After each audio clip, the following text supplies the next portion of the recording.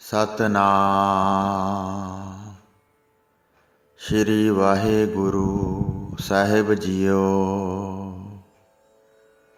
ਪਰਮ ਸਨਮਾਨਯੋਗ ਗੁਰੂ ਰੂਪ ਗੁਰੂ ਖਾਲਸਾ ਸਾਧ ਸੰਗਤ ਜੀ, ਵਾਹਿਗੁਰੂ ਜੀ ਕਾ ਖਾਲਸਾ, ਵਾਹਿਗੁਰੂ ਜੀ ਕੀ ਫਤਿਹ। ਮਾਤਾ ਗੰਗਾ ਜੀ ਦੇ ਬਾਬਾ ਬੁੱਢਾ ਜੀ ਪਾਸੋਂ ਪੁੱਤਰ ਦਾ ਵਰ ਪ੍ਰਾਪਤ ਕਰਨ ਮਗਰੋਂ ਧੰਨ ਧੰਨ ਸ਼੍ਰੀ ਗੁਰੂ ਹਰਗੋਬਿੰਦ ਸਾਹਿਬ ਜੀ ਮਹਾਰਾਜ ਜੀ ਦਾ ਪ੍ਰਕਾਸ਼ ਹੋਇਆ। ਗੁਰੂ ਜੀ ਦੇ ਪ੍ਰਕਾਸ਼ ਨੂੰ ਪ੍ਰਿਥਿਆ ਅਤੇ ਉਸ ਦੀ ਧਰਮ ਪਤਨੀ ਸਹਿਣ ਨਾ ਕਰ ਸਕੇ। ਆਪਸ ਵਿੱਚ ਇੰਜ ਗੱਲਾਂ ਕਰਦੇ ਸਨ ਕਿ ਜੇ ਪੁੱਤਰ ਹੋ ਗਿਆ ਤਾਂ ਕੀ ਹੋ ਗਿਆ, ਇਹ ਸਾਡੇ ਹਿਰਦੇ ਵਿੱਚ ਸੂਲ ਵਾਂਗ ਹੈ। ਜਦ ਤੱਕ ਇਸ ਨੂੰ ਉਖਾੜ ਨਹੀਂ ਸੁੱਟਦੇ ਤਦ ਤੱਕ ਇਹ ਸਾਨੂੰ ਬੁਰੀ ਤਰ੍ਹਾਂ ਰੜਕਦਾ ਰਹੇਗਾ। ਰਾਤ ਨੂੰ ਨੀਂਦ ਨਹੀਂ ਆਵੇਗੀ ਅਤੇ ਦਿਨ ਨੂੰ ਭੋਜਨ ਨਹੀਂ ਚੰਗਾ ਲੱਗੇਗਾ। ਨਿਤ ਨਵੀਂ ਚਿੰਤਾ ਵਧੇਗੀ। ਜਿਵੇਂ ਵੀ ਯਤਨ ਬਣੇ ਸੋਚਦੇ ਰਹੋ, ਕੁਝ ਦਿਨਾਂ ਵਿੱਚ ਇਸ ਨੂੰ ਖਤਮ ਕਰ ਦਿਆਂਗੇ। ਜਿਵੇਂ ਕਿਵੇਂ ਗੁਰਤਾ ਆਪਣੇ ਘਰ ਵਿੱਚ ਰੱਖਾਂਗੇ, ਇਸ ਵਾਸਤੇ ਕਈ ਹੋਰ ਉਪਾਅ ਕਰਾਂਗੇ। ਜਦ ਤੱਕ ਪੁੱਤਰ ਮਾਂ ਦੀ ਗੋਦੀ ਵਿੱਚ ਹੈ, ਕੋਈ ਵੀ ਇਸਤਰੀ ਜਾ ਕੇ ਇਸ ਨੂੰ ਮਾਰ ਸਕਦੀ ਹੈ। ਬੜੀ ਚਤੁਰਾਈ ਨਾਲ ਉੱਥੇ ਪਹੁੰਚੇ ਤੇ ਮੌਕਾ ਪਾ ਕੇ ਮਾਰ ਦੇਵੇ। ਅਜਿਹੀ ਇਸਤਰੀ ਸਦਾ ਲੱਭਦੀ ਰਹੋ ਅਤੇ ਉਸ ਨੂੰ ਧਨ ਦੇ ਕੇ ਲਾਲਚ ਦਿਓ।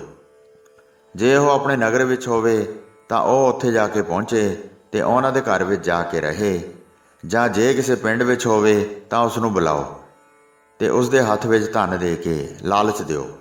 ਜਾਂ ਕੋਈ ਦਾਸੀ ਜੇ ਉਹਨਾਂ ਦੇ ਪਾਸ ਰਹਿੰਦੀ ਹੋਵੇ ਤਾਂ ਉਹ ਸੌਖੇ ਹੀ ਸਾਡਾ ਕੰਮ ਕਰ ਸਕਦੀ ਹੈ। ਇਸ ਲਈ ਹੁਣ ਤੋਂ ਹੀ ਅਜਿਹੀ ਇਸਤਰੀ ਲੱਭਦੇ ਰਹੋ। ਐਸੀ ਇਸਤਰੀ ਮਿਲੇ ਜਿਹੜੀ ਬਾਲਕ ਨੂੰ ਖਤਮ ਕਰ ਦੇਵੇ। ਇਸ ਤਰ੍ਹਾਂ ਸਲਾਹ ਕਰਕੇ ਪ੍ਰਿਥਿਆ ਦੀ ਘਰਵਾਲੀ ਕਰਮੋਂ ਬਹੁਤ ਪ੍ਰਸੰਨ ਹੋਈ ਤੇ ਦੁਸ਼ਟ ਕਰਮ ਕਰਨ ਵਾਸਤੇ ਉਸਨੇ ਮਾੜੀ ਮੱਤ ਧਾਰਨ ਕਰ ਲਈ।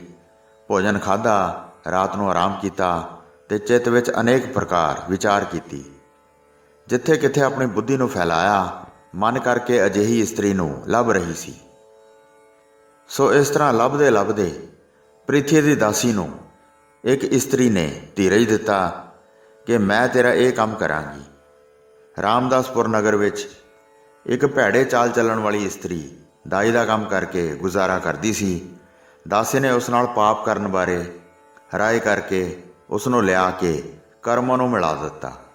ਕਰਮੋਂ ਨੇ ਉਸ ਨੂੰ ਬੜੇ ਆਦਰ ਨਾਲ ਘਰ ਬਿਠਾਇਆ ਅਤੇ ਪਹਿਲਾਂ ਆਪਣੇ ਮਹਾਨ ਕਸ਼ਟ ਦੀ ਗੱਲ ਦੱਸੀ। ਛੋਟੇ ਭਰਾ ਨੇ ਉਲਟੀ ਰੀਤੀ ਕਰਕੇ ਗੁਰਤਾ ਲੈ ਲਈ ਹੈ।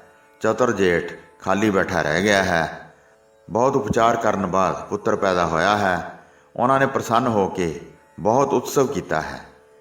ਕਹਿੰਦੇ ਹਨ ਕਿ ਇਹ ਗੱਦੀ ਦਾ ਮਾਲਕ ਹੈ, ਪਿੱਛੋਂ ਇਹ ਸ਼ੁਭ ਗੁਰਤਾ ਪ੍ਰਾਪਤ ਕਰੇਗਾ। ਪਹਿਲਾਂ ਸਾਡੇ ਮਨ ਵਿੱਚ ਇਹ ਆਸ ਸੀ ਕਿ ਜਦ ਸ੍ਰੀ ਗੁਰੂ ਅਰਜਨ ਦੇਵ ਜੀ ਪਰਲੋਕ ਸਿਧਾਰ ਜਾਣਗੇ ਤਾਂ ਉਹਨਾਂ ਦੀ ਸੰਤਾਨ ਨਾ ਹੋਣ ਕਰਕੇ ਅਸੀਂ ਹੀ ਗੁਰੂ ਬਣਾਂਗੇ ਤੇ ਚਾਰੇ ਪਾਸਿਆਂ ਤੋਂ ਪੂਜਨੀਕ ਕਹਾਵਾਂਗੇ। ਜਦ ਤੋਂ ਉਹਨਾਂ ਦੇ ਘਰ ਪੁੱਤਰ ਨੇ ਜਨਮ ਲਿਆ ਹੈ ਤਦ ਦੇ ਅਸੀਂ ਨਿਰਾਸ਼ ਹੋ ਗਏ ਹਾਂ। ਹੁਣ ਅਸੀਂ ਇਸ ਤਰ੍ਹਾਂ ਉਪਾਅ ਸੋਚਿਆ ਹੈ ਕਿ ਜਿਸ ਕਰਕੇ ਬਾਲਕ ਖਤਮ ਹੋ ਜਾਵੇ, ਫਿਰ ਉਹਨਾਂ ਦੇ ਘਰ ਪੁੱਤਰ ਜਨਮ ਨਹੀਂ ਲਵੇਗਾ ਤੇ ਸਾਡੇ ਸਾਰੇ ਕੰਮ ਰਾਸ ਹੋ ਜਾਣਗੇ। ਧਨ ਆਦਿ ਸੁੰਦਰ ਵਸਤਾਂ ਫਿਰ ਚਾਰੇ ਪਾਸਿਆਂ ਤੋਂ ਚੱਲ ਕੇ ਸਾਡੇ ਘਰ ਆਉਣਗੀਆਂ। ਤਦ ਤੇਰੇ ਜੀਵਨ ਨਿਰਬਾਹ ਵਾਸਤੇ ਸਾਰੇ ਪਰਿਵਾਰ ਨੂੰ ਬਹੁਤ ਭੋਜਨ ਵਸਤਰ ਦਿਆਂਗੇ। ਅਸੀਂ ਸਭ ਕੁਝ ਤੈਨੂੰ ਆਪਣੇ ਘਰ ਤੋਂ ਦਿਆਂਗੇ ਤੇ ਤੇਰਾ ਉਪਕਾਰ ਵੀ ਜਾਣਾਂਗੇ। ਮਿਹਰਬਾਨ ਦੇ ਪਿਤਾ ਜੀ ਪਾਸੋਂ ਤੇਰਾ ਮੈਂ ਬਹੁਤ ਆਦਰ ਮਾਣ ਕਰਵਾਵਾਂਗੀ। ਇਹ ਕਾਰਜ ਆਪਣੀ ਚਤੁਰਾਈ ਨਾਲ ਕਰੋ, ਫਿਰ ਸਾਰੇ ਸੁੱਖ ਪ੍ਰਾਪਤ ਹੋ ਜਾਣਗੇ। ਚਾਂਦੀ ਦੇ 100 ਸਿੱਕੇ ਹੁਣੇ ਹੀ ਲੈ ਲਓ, ਕਿਸੇ ਦੇਰ ਤੋਂ ਬਗੈਰ ਇਹ ਕਾਰਜ ਪੂਰਾ ਕਰੋ।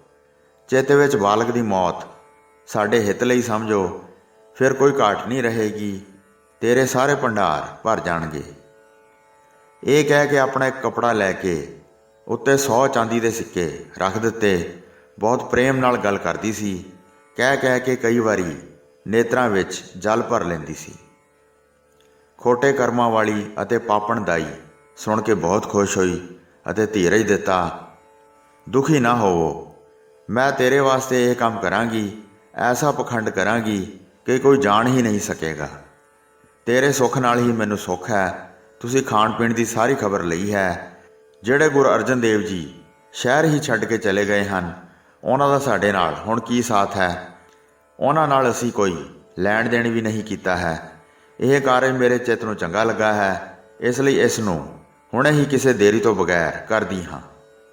ਰੰਚਕ ਭਰ ਵੀ ਚਿੰਤਾ ਨਾ ਕਰੋ। ਇਹ ਨਿਸ਼ਚੈ ਸਮਝੋ ਕਿ ਸਾਰਾ ਕਾਰਜ ਹੋ ਗਿਆ ਹੈ। ਮੈਂ ਤਾਂ ਪਹਿਲਾਂ ਹੀ ਉਹਨਾਂ ਨਾਲ ਨਾਰਾਜ਼ ਹਾਂ, ਕਿਉਂਕਿ ਉਹਨਾਂ ਨੇ ਕਿਸੇ ਹੋਰ ਦਾਈ ਨੂੰ ਬੁਲਾ ਲਿਆ ਹੈ, ਨਾ ਹੀ ਮੈਨੂੰ ਬੁਲਾਇਆ ਹੈ ਅਤੇ ਨਾ ਹੀ ਕੁਝ ਦਿੱਤਾ ਹੈ। ਮੇਰੇ ਨਾਲ ਇਹ ਬਹੁਤ ਬੁਰੀ ਗੱਲ ਕੀਤੀ ਹੈ।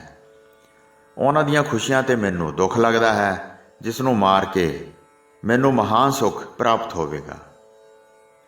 ਪ੍ਰਿਥੀ ਦੀ ਇਸਤਰੀ ਨੇ ਸਭ ਕੁਝ ਸੁਣ ਕੇ ਕਿਹਾ, ਤੈਨੂੰ ਬਹੁਤ ਬਹੁਤ ਸ਼ਾਬਾਸ਼। ਮੈਨੂੰ ਭਰੋਸਾ ਹੋ ਗਿਆ ਹੈ ਤੇਰੀ ਬੁੱਧੀ ਬਹੁਤ ਤੇਜ਼ ਹੈ। ਤੇਰੇ ਪਾਸੋਂ ਹੀ ਇਹ ਸਾਰਾ ਕਾਰਜ ਸਿੱਧ ਹੋਵੇਗਾ। ਇਸ ਤਰ੍ਹਾਂ ਨਿਸ਼ਚਾ ਕਰਕੇ ਦੋਵੇਂ ਮੰਦੀ ਬੁੱਧੀ ਵਾਲੀਆਂ, ਜਿਨ੍ਹਾਂ ਦੇ ਸਿਰ 'ਤੇ ਪਾਪ ਸਵਾਰ ਸਨ, ਬਹੁਤ ਪ੍ਰਸੰਨ ਹੋ ਗਈਆਂ।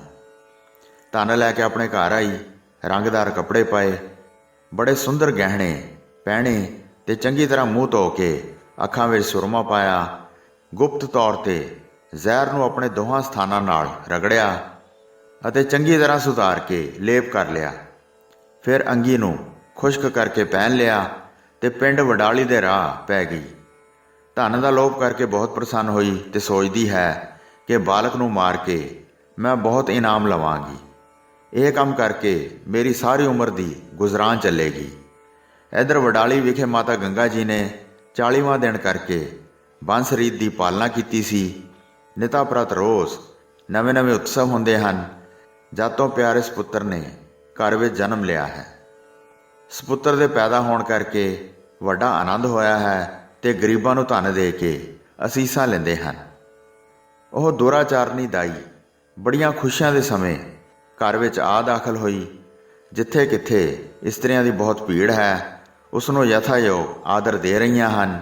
ਕਈ ਬਾਲਕ ਦੇ ਦਰਸ਼ਨ ਕਰ ਰਹੀਆਂ ਹਨ, ਕਈ ਪ੍ਰੀਤ ਸਹਿਤ ਬਾਦਲ ਦੀ ਸ਼ਲਾਘਾ ਕਰ ਰਹੀਆਂ ਹਨ, ਕਈ ਗੋਦੀ ਵਿੱਚ ਚੁੱਕ ਕੇ ਲਾਡ ਲਡਾਉਂਦੀਆਂ ਹਨ, ਕਈ ਖਿੜਖੜਾ ਕੇ ਹੱਸਦੀਆਂ ਹਨ। ਉਸ ਦਾਈ ਦੇ ਸ਼ੋਭ ਅਤੇ ਸੁੰਦਰ ਕੱਪੜੇ ਅਤੇ ਗਹਿਣੇ ਵੇਖ ਕੇ ਬੜੇ ਆਦਰ ਨਾਲ ਬਿਠਾਇਆ। ਉਸ ਵੇਲੇ ਇਸਤਰੀਆਂ ਦੇ ਇਕੱਠ ਵਿੱਚ ਪੁੱਤਰਾਂ ਦੀ ਗੱਲ ਚੱਲ ਰਹੀ ਸੀ।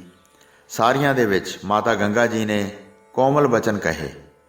2-1 ਦਿਨ ਤੋਂ ਪੁੱਤਰ ਦੁੱਧ ਠੀਕ ਤਰ੍ਹਾਂ ਨਹੀਂ ਚੁੰਘ ਰਿਹਾ ਹੈ। ਰੁਚੀ ਕਰਕੇ ਥਣਾ ਨੂੰ ਮੂੰਹ ਵਿੱਚ ਨਹੀਂ ਪਾਉਂਦਾ। ਪਤਾ ਨਹੀਂ ਕੀ ਕੋਈ ਦੁੱਖ ਹੈ, ਜਿਸ ਦੀ ਮੈਨੂੰ ਬਹੁਤੀ ਸੋਝੀ ਨਹੀਂ। ਜਿੰਨੇ ਬਾਬਾ ਬੁੱਢਾ ਜੀ ਨੇ ਉਪਚਾਰ ਕਹੇ ਹਨ, ਮੈਂ ਸ਼੍ਰੀ ਹਰਗੋਬਿੰਦ ਨੂੰ ਗੁੜਤੀ ਆਦਿ ਦੇ ਦਿੱਤੀ ਹੈ। ਮੌਕਾ ਪਾ ਕੇ ਉਹ ਦੁਸ਼ਟ ਦਾਈ ਬੋਲੀ, ਜਿਹੜੀ ਪੂਤਨਾ ਵਾਂਗ ਸੀ, ਜੋ ਸ਼੍ਰੀ ਕ੍ਰਿਸ਼ਨ ਜੀ ਨੂੰ ਜ਼ਹਿਰ ਦੇਣ ਵਾਸਤੇ ਗਈ ਸੀ, ਪਰ ਕ੍ਰਿਸ਼ਨ ਜੀ ਨੇ ਉਸ ਨੂੰ ਮਾਰ ਦਿੱਤਾ ਸੀ। ਉਹ ਕਹਿਣ ਲੱਗੀ, ਮੈਨੂੰ ਪ੍ਰਭੂ ਨੇ ਇਹ ਗੁਣ ਦਿੱਤਾ ਹੈ ਜਿਹੜਾ ਮੈਂ ਬਹੁਤ ਬਾਲਕਾਂ 'ਤੇ ਅਜ਼ਮਾਇਆ ਹੈ। ਜਿਹੜਾ ਬੱਚਾ ਮੇਰੇ ਥਣਾਂ ਨੂੰ ਇੱਕ ਵਾਰ ਮੂੰਹ ਵਿੱਚ ਪਾ ਲਵੇ, ਉਸ ਬਾਲਕ ਦੇ ਫਿਰ ਦੁੱਖ ਨੇੜੇ ਨਹੀਂ ਆਉਂਦਾ। ਦੁੱਧ ਨਾ ਚੁੰਘਣ ਦੀ ਅਰੁਚੀ ਦੂਰ ਹੋ ਜਾਂਦੀ ਹੈ, ਤੁਰੰਤ ਭੁੱਖ ਲੱਗਦੀ ਹੈ ਤੇ ਫਿਰ ਉਮਰ ਬਹੁਤ ਵੱਧਦੀ ਹੈ। ਸਾਰੀ ਉਮਰ ਨਵਾਂ ਨਰੋਆ ਰਹਿੰਦਾ ਹੈ। ਦਵਾਈ ਦੀ ਫਿਰ ਕੋਈ ਲੋੜ ਨਹੀਂ ਰਹਿੰਦੀ। ਜਦ ਦੇ ਤੁਸੀਂ ਇਸ ਸਥਾਨ 'ਤੇ ਆਏ ਹੋ, ਉਸ ਸਮੇਂ ਤੋਂ ਮੈਂ ਰਾਮਦਾਸਪੁਰ ਵਾਸਾ ਕੀਤਾ ਹੈ। ਮੇਰੇ ਗੁਣ ਸੁਣ ਕੇ ਪ੍ਰਿਥਿਆ ਮੇਰੇ ਪਾਸ ਇੱਕ ਪੁੱਤਰ ਵਾਲੀ ਇਸਤਰੀ ਲੈ ਕੇ ਆਇਆ। 1-2 ਦਿਨ ਬੱਚੇ ਨੂੰ ਮੈਂ ਸਥਨ ਦਿੱਤਾ। ਉਹ ਰੋਗ ਗਵਾ ਕੇ ਆਪਣੇ ਘਰ ਚਲੀ ਗਈ।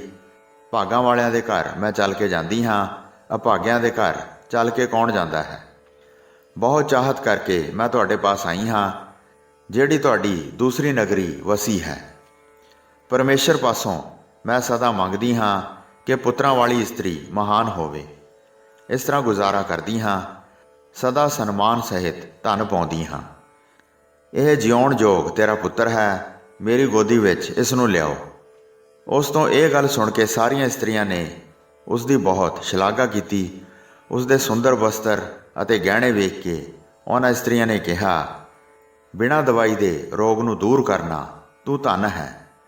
ਐਡਾ ਵੱਡਾ ਗੁਣ ਲਿਆ ਹੈ। ਸਭ ਇਸਤਰੀਆਂ ਦੀ ਮਰਜ਼ੀ ਵੇਖ ਕੇ ਮਾਤਾ ਗੰਗਾ ਜੀ ਬਹੁਤ ਪ੍ਰਸੰਨ ਹੋਏ ਤੇ ਉਸ ਦੀ ਗੋਦ ਵਿੱਚ ਆਪਣੇ ਪੁੱਤਰ ਸ਼੍ਰੀ ਹਰਗੋਬਿੰਦ ਜੀ ਨੂੰ ਦੇ ਦਿੱਤਾ, ਜਿਹੜੇ ਦੁਸ਼ਟ ਜੀਵਾਂ ਵਾਸਤੇ ਸ਼ੇਰ ਵਾਂਗ ਹਨ। ਬਾਲਕ ਸ਼੍ਰੀ ਹਰਗੋਬਿੰਦ ਜੀ ਆਪਣੇ ਚਿੱਤ ਵਿੱਚ ਸਮਝ ਗਏ ਸਨ ਕਿ ਖੋਟੇ ਕਰਮਾਂ ਵਾਲੀ ਨਾਰੀ ਆਵੇਗੀ। ਇਸ ਕਰਕੇ ਕੁਝ ਦਿਨਾਂ ਤੋਂ ਦੁੱਧ ਚੁੰਘਣ ਵਿੱਚ ਰੁਚੀ ਨਹੀਂ ਸੀ ਰੱਖਦੇ, ਜਿਸ ਕਰਕੇ ਮਾਤਾ ਜੀ ਨੇ ਚਿੰਤਾ ਕੀਤੀ ਸੀ। ਇਸ ਕਰਕੇ ਪੂਰਬ ਅਨੁਸਾਰ ਸੋਚ ਕੇ ਕਿ ਮੇਰੇ ਮਾਤਾ ਜੀ ਮੈਨੂੰ ਦਾਈ ਦੀ ਗੋਦੀ ਦੇਣਗੇ, ਕਿਉਂਕਿ ਮੈਂ ਤਨ ਹੀ ਦੁਸ਼ਟਾਂ ਨੂੰ ਨਾਸ਼ ਕਰਨ ਵਾਸਤੇ ਧਾਰਿਆ ਹੈ। ਇਸ ਕਰਕੇ ਬਾਲਕ ਸਰੂਪ ਵਿੱਚ ਹੀ ਉਹ ਕਾਰ ਕਰ ਦਿੱਤੀ। ਚੰਚਲ ਹੋ ਕੇ ਦਾਈ ਦੀ ਗੋਦੀ ਵਿੱਚ ਚਲੇ ਗਏ। ਇੱਧਰ ਉੱਧਰ ਮੁੱਖ ਕਰਕੇ ਅੰਗਾਂ ਨੂੰ ਚਲਾਉਂਦੇ ਸਨ। ਕੁਝ ਰੋ ਕੇ ਫਿਰ ਟਿਕ ਗਏ। ਜਦ ਉਸ ਪਖੰਡਣ ਨੇ ਮਿੱਠੀ ਲੋਰੀ ਦਿੱਤੀ, ਆਪਣੀ ਅੰਗੀ ਵਿੱਚੋਂ ਸਥਾਨਾਂ ਨੂੰ ਬਾਹਰ ਕੱਢ ਇੱਕ ਹੱਥ ਨਾਲ ਥਣ ਗੁਰੂ ਜੀ ਦੇ ਮੂੰਹ ਅੱਗੇ ਕਰਦੀ ਹੈ, ਦੂਸਰੇ ਹੱਥ ਤੇ ਬਾਲਕ ਦੇ ਸਿਰ ਨੂੰ ਛੁਪਾਉਣ ਵਾਸਤੇ ਉੱਤੇ ਕੱਪੜਾ ਪਾ ਕੇ ਢੱਕ ਦਿੱਤਾ। ਤੁਰੰਤ ਅੰਦਰਲੇ ਕੱਪੜੇ ਹੇਠੋਂ ਥਣ ਨੂੰ ਦੇਣ ਲੱਗੀ, ਪਰ ਸ਼੍ਰੀ ਹਰਗੋਬਿੰਦ ਜੀ ਨੇ ਮੂੰਹ ਨਾ ਲਾਇਆ ਤੇ ਥਣ ਨੂੰ ਫੜ ਕੇ ਇੱਧਰ ਉੱਧਰ ਹੋ ਜਾਂਦੇ ਹਨ। ਫਿਰ ਥਣ ਨੂੰ ਜ਼ੋਰ ਨਾਲ ਕੁੱਟਿਆ ਤੇ ਪਿੱਛੇ ਲਮਕਦੀ ਗੁੱਤ ਨੂੰ ਹੱਥ ਨਾਲ ਫੜ ਕੇ ਛੱਡ ਦਿੱਤਾ। ਦੂਜੇ ਹੱਥ ਨਾਲ ਦੂਜਾ ਥਣ ਫੜ ਲਿਆ ਤੇ ਉਸ ਨੂੰ ਵੀ ਜ਼ੋਰ ਨਾਲ ਕੁੱਟਿਆ। ਲੋਭ ਕਰਕੇ ਜਿਹੜੀ ਭੂਤਨੀ ਉਹਨਾਂ ਪਾਸ ਆਈ ਸੀ ਅਤੇ ਜਿਸ ਨੇ ਆਪਣੇ ਮਨ ਵਿੱਚ ਗੁਰੂ ਜੀ ਦੇ ਸਪੁੱਤਰ ਨੂੰ ਪੁੱਤ ਨਹੀਂ ਸੀ ਜਾਣਿਆ, ਜਿਸ ਦੇ ਪਾਸ ਕੋਈ ਪੁੱਤ ਨਹੀਂ ਸੀ, ਉਸ ਨੂੰ ਕ੍ਰਿਸ਼ਨ ਜੀ ਦੀ ਪੂਤਨਾ ਵਾਂਗ ਮਾਰ ਦਿੱਤਾ। ਅੰਗਾਂ ਨੂੰ ਚੰਗੀ ਤਰ੍ਹਾਂ ਨਪੀੜ ਕੇ ਤੇ ਦਿਲ ਵਿੱਚ ਬਹੁਤ ਪੀੜ ਕਰਕੇ ਪ੍ਰਾਣ ਸਰੀਰ ਵਿੱਚੋਂ ਖਿੱਚ ਲਏ। ਜਿਵੇਂ ਪੋਲੀ ਤੀਲ ਤੋਂ ਜਲ ਸਾਹ ਨਾਲ ਅੰਦਰ ਖਿੱਚ ਲਈਦਾ ਹੈ, ਇਸ ਤਰ੍ਹਾਂ ਹੀ ਸਹਿਜ ਸੁਭਾਅ ਸ਼੍ਰੀ ਹਰਗੋਬਿੰਦ ਸਾਹਿਬ ਨੇ ਦੁਸ਼ਟ ਦਾਈ ਦਾ ਸਾਹ ਖਿੱਚ ਲਿਆ। ਹਾਏ ਹਾਏ ਬੋਲਦੀ ਬਹੁਤ ਬੇਹਾਲ ਹੋ ਗਈ ਤੇ ਕਿਹਾ, ਹੇ ਬਾਲਕ, ਹੁਣ ਮੈਨੂੰ ਛੱਡ ਦਿਓ। ਮੈਂ ਤੁਹਾਡਾ ਪ੍ਰਤਾਪ ਦਿਲ ਵਿੱਚ ਜਾਣ ਲਿਆ ਹੈ। ਅੱਖਾਂ ਵਿੱਚ ਹੰਝੂ ਭਰ ਕੇ ਧੀਰਜ ਅਤੇ ਕੱਪੜੇ ਛੱਡ ਕੇ ਸਾਰਿਆਂ ਦੇ ਪਾਸ ਧਰਤੀ 'ਤੇ ਲੰਮੀ ਪੈ ਗਈ, ਜਿਵੇਂ ਪ੍ਰਾਣਹੀਨ ਹੋ ਗਈ ਹੋਵੇ। ਅੰਗ ਪਸਾਰ ਕੇ ਬੇਸੰਭਾਲ ਹੋ ਕੇ ਕੂਕਦੀ ਪੁਕਾਰਦੀ ਸੀ। ਲੰਮੀ ਪਈ ਦੀ ਹੀ ਮੌਤ ਹੋ ਗਈ। ਅੱਖਾਂ ਬਾਹਰ ਨਿਕਲੀਆਂ ਪਈਆਂ ਹਨ, ਮੂੰਹ ਵਿੱਚੋਂ ਝੱਗ ਨਿਕਲ ਰਹੀ ਹੈ, ਰੰਗ ਪੀਲਾ ਪੈ ਗਿਆ ਹੈ, ਬੜਾ ਉਪੱਦਰ ਹੋਇਆ ਹੈ। ਇਸਤਰੀਆਂ ਵੇਖ ਕੇ ਮਨ ਵਿੱਚ ਹੈਰਾਨ ਹੋ ਰਹੀਆਂ ਹਨ, ਕੀ ਹੋ ਗਿਆ ਹੈ। ਸਾਰਿਆਂ ਵਿੱਚ ਬੈਠੀ ਨੇ ਬਾਲਕ ਨੂੰ ਲਿਆ ਸੀ। ਬਹੁਤ ਡਰ ਉਪਜਿਆ। ਜਿੱਥੇ ਦਾਈ ਦੀ ਲਾਸ਼ ਪਈ ਸੀ ਉਸ ਥਾਂ ਨੂੰ ਛੱਡ ਕੇ ਦੂਰ ਚਲੀਆਂ ਗਈਆਂ। ਮਾਤਾ ਗੰਗਾ ਜੀ ਭੈਭੀਤ ਹੋ ਗਏ ਤੇ ਸਪੁੱਤਰ ਨੂੰ ਫੜਨ ਵਾਸਤੇ ਦੌੜੇ ਤੇ ਝੱਟ ਸਪੁੱਤਰ ਨੂੰ ਹੱਥਾਂ ਨਾਲ ਇੰਜ ਚੁੱਕਿਆ ਜਿਵੇਂ ਸੂਮ ਨੂੰ ਧਨ ਪਿਆਰਾ ਹੁੰਦਾ ਹੈ। ਹੱਥ ਨਾਲ ਦਾਈ ਦੀ ਗੁੱਤ ਫੜੀ ਹੋਈ ਸੀ। ਬਹੁਤ ਜ਼ੋਰ ਨਾਲ ਹੱਥ ਘੁੱਟਿਆ ਸੀ ਤੇ ਛੱਡਦੇ ਨਹੀਂ ਸਨ। ਮਾਤਾ ਜੀ ਛੁਡਵਾਉਂਦੇ ਸਨ, ਪਰ ਉਹਨਾਂ ਵਿੱਚ ਇੰਨਾ ਬਲ ਕਿੱਥੇ ਸੀ। ਬੜੇ ਗੁੱਸੇ ਨਾਲ ਦਾਈ ਨੂੰ ਬੁਲਾਇਆ, ਤੂੰ ਪਾਸ ਕਿਉਂ ਨਹੀਂ ਆਉਂਦੀ? ਘੋਰ ਉਪੱਦਰ ਵੇਖ ਕੇ ਡਰੀ ਹੋਈ ਹੈ। ਸਾਰੀਆਂ ਮਿਲ ਕੇ ਆਈਆਂ, ਗੁੱਤ ਮਸਾਂ ਛੱਡੀ। ਫਿਰ ਪੁੱਤਰ ਨੂੰ ਗਲ ਨਾਲ ਲਾਇਆ ਤੇ ਬਹੁਤ ਰੌਲਾ ਮਚ ਗਿਆ। ਜਿੱਥੇ ਦਾਈ ਪਈ ਸੀ ਉਸ ਪਾਸੇ ਵੱਲ ਵੇਖਦੀਆਂ ਨਹੀਂ ਸਨ। ਦਿਲ ਵਿੱਚ ਬਹੁਤ ਡਰੀਆਂ ਹੋਈਆਂ ਸਨ। ਦੌੜ ਕੇ ਆਪਣੇ ਆਪਣੇ ਘਰਾਂ ਨੂੰ ਚਲੇ ਗਈਆਂ। ਮਰੀ ਹੋਈ ਦੁਰਾਚਾਰਨੀ ਦਾਈ ਦੇ ਸਰੀਰ ਉੱਤੇ ਕੁਝ ਪ੍ਰਕਾਸ਼ ਹੋਇਆ, ਜਿਵੇਂ ਵਿਹੜੇ ਵਿੱਚ ਬਿਜਲੀ ਲਸ਼ਕੀ ਹੋਵੇ। ਉਸ ਸਮੇਂ ਸਾਰਿਆਂ ਦੀਆਂ ਅੱਖਾਂ ਬੰਦ ਹੋ ਗਈਆਂ ਤੇ ਉਸ ਦਾਈ ਦੇ ਨੀਚ ਕਰਮ ਨੂੰ ਵੇਖ ਕੇ ਕੋਈ ਵੀ ਬੋਲਦਾ ਨਹੀਂ ਸੀ। ਦੋਵੇਂ ਹੱਥ ਪੈਰ ਪਸਾਰ ਕੇ ਧਰਤੀ 'ਤੇ ਪਈ ਹੈ। ਦਾਸ ਦਾਸੀਆਂ ਮਿਲ ਕੇ ਵੇਖਦੇ ਹਨ। ਆਤਮਾ ਹੋਰ ਸਰੀਰ ਧਾਰ ਕੇ ਉੱਪਰ ਚਲੀ ਗਈ। ਕੋਈ ਬੇਹੋਸ਼ ਹੋਈ ਸਮਝ ਕੇ ਮੂੰਹ ਵਿੱਚ ਪਾਣੀ ਪਾਉਂਦਾ ਹੈ। ਇਸ ਤਰ੍ਹਾਂ ਜਦ ਹੋਰ ਸਰੀਰ ਧਾਰਨ ਕਰਕੇ ਮਰ ਗਈ ਤਾਂ ਆਕਾਸ਼ ਵਿੱਚ ਛੁਪ ਕੇ ਆਪਣਾ ਭੇਦ ਦੱਸਿਆ, ਜਿਸ ਨੂੰ ਸਾਰਿਆਂ ਨੇ ਸੁਣਿਆ। ਆਕਾਸ਼ ਵਿੱਚ ਛੁਪ ਕੇ ਬੋਲੀ, ਮੈਥੋਂ ਡਰੋ ਨਹੀਂ, ਮੇਰਾ ਸਾਰਾ ਪ੍ਰਸੰਗ ਸੁਣ ਲਓ ਜਿਵੇਂ ਹੋਇਆ ਹੈ ਉਸ ਤਰ੍ਹਾਂ ਹੀ ਮੈਂ ਕਹਿੰਦੀ ਹਾਂ।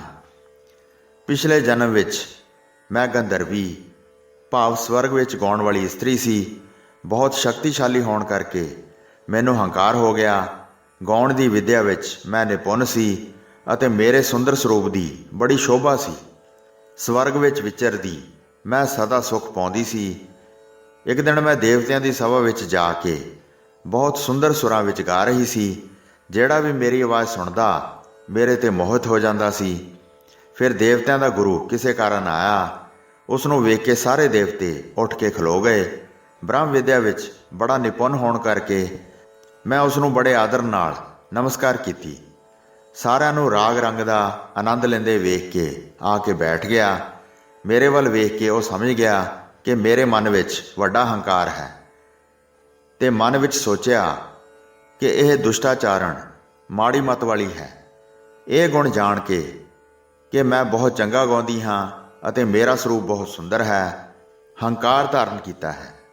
ਇਹ ਦੁਸ਼ਟ ਦੇਵਤਿਆਂ ਦੀ ਸਭਾ ਦੇ ਲਾਇਕ ਨਹੀਂ। ਆਪਣੇ ਮਨ ਵਿੱਚ ਮੈਨੂੰ ਚੰਗੀ ਤਰ੍ਹਾਂ ਜਾਣ ਲਿਆ। ਹੋਰ ਸਾਰਿਆਂ ਨੂੰ ਵੱਡਾ ਮੰਨਦੀ ਹੈ। ਇੰਦਰ ਆਦਿ ਜਿੰਨੇ ਵੀ ਭਾਰੀ ਬਲ ਵਾਲੇ ਦੇਵਤੇ ਹਨ, ਇਹ ਸਜ਼ਾ ਦੇਣ ਦੇ ਯੋਗ ਹੈ। ਇਸ ਲਈ ਇਸ ਨੂੰ ਸ਼ਰਾਪ ਦੇ ਕੇ ਇਸ ਦਾ ਘਮੰਡ ਇਸ ਤਰ੍ਹਾਂ ਦੂਰ ਕਰਾਂਗਾ। ਇਹ ਵਿਚਾਰ ਕੇ ਮੈਨੂੰ ਸ਼ਰਾਪ ਦਿੱਤਾ ਕਿ ਮਾਤ ਲੋਕ ਵਿੱਚ ਜਾ ਕੇ ਜਨਮ ਧਾਰਨ ਕਰੋ। ਉੱਥੇ ਜਾ ਕੇ ਦਾਈ ਦਾ ਧੰਦਾ ਕਰਕੇ ਜੀਵਨ ਨਿਰਵਾਹ ਕਰੋ। ਜੀਵਾਂ ਨੂੰ ਦੁਖੀ ਕਰਕੇ ਪਾਪ ਕਮਾਓ। ਜਿੱਥੇ ਬਹੁਤ ਗਵਾਰ ਲੋਕ ਵਸਦੇ ਹਨ, ਉਹਨਾਂ ਵਿੱਚ ਜਾ ਕੇ ਦੇਹ ਧਾਰਨ ਕਰੋ। ਪੰਜਾਬ ਦੇਸ਼ ਵਿੱਚ ਜਾ ਕੇ ਵਿਚਰੋ ਅਤੇ ਜਿੱਥੇ ਕਿੱਥੇ ਬਦੀ ਕਰਨ ਵਾਲੀ ਹੋ ਕੇ ਦੁੱਖ ਭੋਗੋ। ਮੈਂ ਦੇਵਤਿਆਂ ਦੇ ਗੁਰੂ ਜੀ ਦੇ ਅੱਗੇ ਹੱਥ ਜੋੜ ਕੇ ਕਿਹਾ, ਮੇਰਾ ਫਿਰ ਉਧਾਰ ਕਦ ਹੋਵੇਗਾ? ਹੰਕਾਰ ਕਰਨ ਨਾਲ ਮੈਂ ਇਹ ਫਲ ਪਾਇਆ ਹੈ। ਤੁਸੀਂ ਕਿਰਪਾਲੂ, ਸਦਾ ਉਦਾਰ ਚਿੱਤ ਹੋ। ਇਸਤਰੀ ਮੱਤ ਹੈ, ਪਿੱਛੋਂ ਹੀ ਸੋਝੀ ਆਉਂਦੀ ਹੈ। ਆਪਣੇ ਸਰੂਪ ਅਤੇ ਗੁਣਾ ਕਰਕੇ ਹੰਕਾਰ ਕੀਤਾ ਹੈ। ਸਾਧੂ ਸਦਾ ਹੀ ਖਿਮਾ ਨੂੰ ਧਾਰਦੇ ਹਨ, ਬੁਰਾ ਕਰਨ ਵਾਲੇ ਉੱਤੇ ਵੀ ਉਪਕਾਰ ਕਰਦੇ ਹਨ। ਦੇਵਤਿਆਂ ਦੇ ਗੁਰੂ ਨੇ ਕਿਹਾ, ਸ਼੍ਰੀ ਗੁਰੂ ਅਰਜਨ ਦੇਵ ਜੀ ਸ਼੍ਰੀ ਗੁਰੂ ਨਾਨਕ ਦੇਵ ਜੀ ਦੀ ਗੱਦੀ 'ਤੇ ਬੈਠਣਗੇ। ਜਦ ਉਹਨਾਂ ਦੇ ਘਰ ਸਪੁੱਤਰ ਪੈਦਾ ਹੋਵੇ ਤਾਂ ਉਸ ਨੂੰ ਜਾ ਕੇ ਜਦ ਮਿਲੋਗੀ ਤਾਂ ਉਹ ਆਪਣੇ ਬਲ ਨਾਲ ਤੇਰੇ ਪ੍ਰਾਣਾਂ ਦਾ ਨਾਸ ਕਰਕੇ ਤੇਰਾ ਉਧਾਰ ਕਰ ਦੇਣਗੇ। ਫਿਰ ਤੈਨੂੰ ਦੁਬਾਰਾ ਗੰਧਰਵੀ ਦਾ ਸਰੀਰ ਪ੍ਰਾਪਤ ਹੋਏਗਾ ਤੇ ਤੇਰਾ ਇਸ ਤਰ੍ਹਾਂ ਹੀ ਮਹਾਨ ਰੂਪ ਹੋਵੇਗਾ। ਦੇਵਤਿਆਂ ਦੇ ਗੁਰੂ ਦੇ ਬਚਨ ਸੁਣ ਕੇ ਮੈਂ ਸਵਰਗ ਤੋਂ ਥੱਲੇ ਡਿੱਗ ਪਈ ਤੇ ਇੱਕ ਅਗਿਆਨੀ ਦਾ ਜਨਮ ਪਾਇਆ। ਪ੍ਰਿਥੀ ਦੀ ਦਾਸੀ ਮੈਨੂੰ ਮਿਲ ਕੇ ਕਰਮੋ ਦੇ ਪਾਸ ਲੈ ਗਈ। ਉਸਨੇ ਮੈਨੂੰ 100 ਚਾਂਦੀ ਦੇ ਸਿੱਕੇ ਦਿੱਤੇ ਅਤੇ ਇਸ ਤਰ੍ਹਾਂ ਸਿੱਖਿਆ ਦੇ ਕੇ ਇੱਥੇ ਭੇਜਿਆ, ਸ਼੍ਰੀ ਗੁਰੂ ਅਰਜਨ ਦੇਵ ਜੀ ਦੇ ਸਪੁੱਤਰ ਨੂੰ ਮਾਰ ਕੇ ਮੇਰੇ 'ਤੇ ਉਪਕਾਰ ਕਰੋ। ਲੋਭ ਲਹਿਰ ਦੀ ਪ੍ਰੇਰੀ ਹੋਈ ਮੈਂ ਇੱਥੇ ਉਹ ਮਨੋਰਥ ਧਾਰ ਕੇ ਆਈ। ਕਪਟ ਵੇਸ਼ ਧਾਰਨ ਕਰਕੇ ਬਾਲਕ ਨੂੰ ਖਤਮ ਕਰਨ ਲਈ ਮੈਂ ਆਪਣੇ ਥਣਾਂ ਨੂੰ ਜ਼ਹਿਰ ਦਾ ਲੇਪ ਲਾ ਲਿਆ। ਤੁਹਾਡਾ ਸਪੁੱਤਰ ਪ੍ਰਭੂ ਦਾ ਅਵਤਾਰ ਹੈ, ਮੇਰੇ ਥਣਾਂ ਤੋਂ ਫੜ ਕੇ ਮੈਨੂੰ ਮਾਰ ਦਿੱਤਾ ਹੈ। ਹੁਣ ਮੈਂ ਦੁਬਾਰਾ ਗੰਧਰਵੀ ਦਾ ਸਰੂਪ ਪਾ ਲਿਆ ਹੈ ਤੇ ਸਵਰਗ ਨੂੰ ਜਾ ਰਹੀ ਹਾਂ। ਤੁਹਾਨੂੰ ਮੇਰਾ ਨਮਸਕਾਰ ਹੈ। ਪ੍ਰਿਥਿਆ ਤੁਹਾਡਾ ਵੈਰੀ ਜਾਣੋ, ਉਹ ਸਾਰੇ ਪਰਿਵਾਰ ਨਾਲ ਵੈਰ ਰੱਖਦਾ ਹੈ। ਸੁਚੇਤ ਰਹੋ ਤੇ ਉਸ 'ਤੇ ਭਰੋਸਾ ਨਾ ਕਰੋ, ਜਿਵੇਂ ਕਿਵੇਂ ਉਹ ਬਦੀ ਹੀ ਕਰੇਗਾ। ਇਸ ਤਰ੍ਹਾਂ ਕਹਿ ਕੇ ਦਿਲ ਵਿੱਚ ਬਹੁਤ ਪ੍ਰਸੰਨ ਹੋ ਕੇ ਆਪਣੇ ਘਰ ਨੂੰ ਚਲੇ ਗਈ। ਵਿਹੜੇ ਵਿੱਚ ਫਿਰ ਸਾਰੀਆਂ ਇਸਤਰੀਆਂ ਇਕੱਠੀਆਂ ਹੋ ਕੇ ਮਿਲੀਆਂ। ਇਹ ਭੇਦ ਸੁਣ ਕੇ ਸਾਰੀਆਂ ਬਹੁਤ ਹੈਰਾਨ ਹੋਈਆਂ। ਕਹਿਣ ਲੱਗੀਆਂ, ਕਰਮੋਂ ਨੂੰ ਤਿਰਕਾਰ ਹੈ, ਤਿਰਕਾਰ ਹੈ। ਉਸਨੇ ਬਹੁਤ ਮਾੜਾ ਕੁਕਰਮ ਕੀਤਾ ਹੈ। ਬਾਲ ਦੀ ਹੱਤਿਆ ਕਰਨ ਨਾਲ ਉਸ ਦੇ ਹੱਥ ਵਿੱਚ ਕੀ ਆਉਣਾ ਹੈ? ਪ੍ਰਲਬਧ ਤੇ ਉਸ ਦਾ ਵਿਸ਼ਵਾਸ ਨਹੀਂ ਹੈ। ਹਿਰਦੇ ਵਿੱਚ ਪਾਪ ਵਾਲੀ ਮੱਤ ਪ੍ਰਗਟ ਕਰਦੀ ਹੈ। ਜਿਸ ਦੀ ਪ੍ਰਭੂ ਸਹਾਇਤਾ ਕਰਦਾ ਹੈ, ਉਸ ਦਾ ਵਾਲ ਵੀ ਵਿੰਗਾ ਨਹੀਂ ਹੋ ਸਕਦਾ। ਇਹਨਾਂ ਦੇ ਸਪੁੱਤਰ ਪ੍ਰਭੂ ਦਾ ਅਵਤਾਰ ਹਨ। ਦਾਈ ਨੇ ਸਭ ਨੂੰ ਇਹਨਾਂ ਦੀ ਮਹਿਮਾ ਕਹਿ ਕੇ ਸੁਣਾਈ ਹੈ। ਕਿਹੜਾ ਮੂਰਖ ਇਹਨਾਂ ਦਾ ਬੁਰਾ ਕਰ ਸਕਦਾ ਹੈ? ਜਿਵੇਂ ਸਾਰੇ ਚੋਰ ਰਲ ਕੇ ਵੀ ਚੰਦ ਦਾ ਬੁਰਾ ਨਹੀਂ ਕਰ ਸਕਦੇ। ਇਤਿਆਦ ਪ੍ਰਿਥੀ ਦੀ ਨਿੰਦਿਆ ਕਰਦੇ ਹਨ ਤੇ ਸ਼੍ਰੀ ਗੁਰੂ ਅਰਜਨ ਦੇਵ ਜੀ ਦਾ ਸ੍ਰੇਸ਼ਟ ਜਸ ਗਾਉਂਦੇ ਹਨ। ਮਾਤਾ ਗੰਗਾ ਜੀ ਆਨੰਦ ਨਾਲ ਆਪਣੇ ਸਪੁੱਤਰ ਦੀ ਪ੍ਰਤਿਪਾਲਣਾ ਕਰਦੇ ਸਮੇਂ ਸਦਾ ਹੀ ਸੁਚੇਤ ਰਹਿੰਦੇ ਸਨ ਤੇ ਇਸ ਸ਼ਬਦ ਦਾ ਉਚਾਰਨ ਸਦਾ ਹੀ ਕਰਦੇ ਰਹਿੰਦੇ ਸਨ। ਸ਼੍ਰੀ ਮੁਖਵਾਕ ਆਸਾ ਮਹੱਲਾ ਪੰਜਵਾਂ। ਗੁਰ ਪੂਰੇ ਰਾਖਿਆ ਦੇ ਹਾਥ, ਪ੍ਰਗਟ ਭਇਆ ਜਨ ਕਾ ਪ੍ਰਤਾਪ। ਗੁਰ ਗੁਰ ਜਪੀ ਗੁਰੂ ਗੁਰ ਧਿਆਈ, ਜੀ ਕੀ ਅਰਦਾਸ ਗੁਰੂ ਪੈ ਪਾਈ। ਸਰਣ ਪਰੇ ਸਾਚੇ ਗੁਰਦੇਵ, ਪੂਰਨ ਹੋਈ ਸੇਵਕ ਸੇਵ। ਜਿਉ ਪਿੰਡ ਜੋਬਨ ਰਾਖੈ ਪ੍ਰਾਣ, ਕਹੋ ਨਾਨਕ ਗੁਰ ਕੋ ਕੁਰਬਾਨ। ਹੋਈਆਂ ਭੁੱਲਾਂ ਚੁੱਕਾਂ ਦੀ ਖਿਮਾ ਬਖਸ਼ਣੀ ਜੀ। ਦਾਸ ਨੂੰ ਆਗਿਆ ਦਿਓ। ਵਾਹਿਗੁਰੂ ਜੀ ਕਾ ਖਾਲਸਾ, ਵਾਹਿਗੁਰੂ ਜੀ ਕੀ ਫਤਿਹ।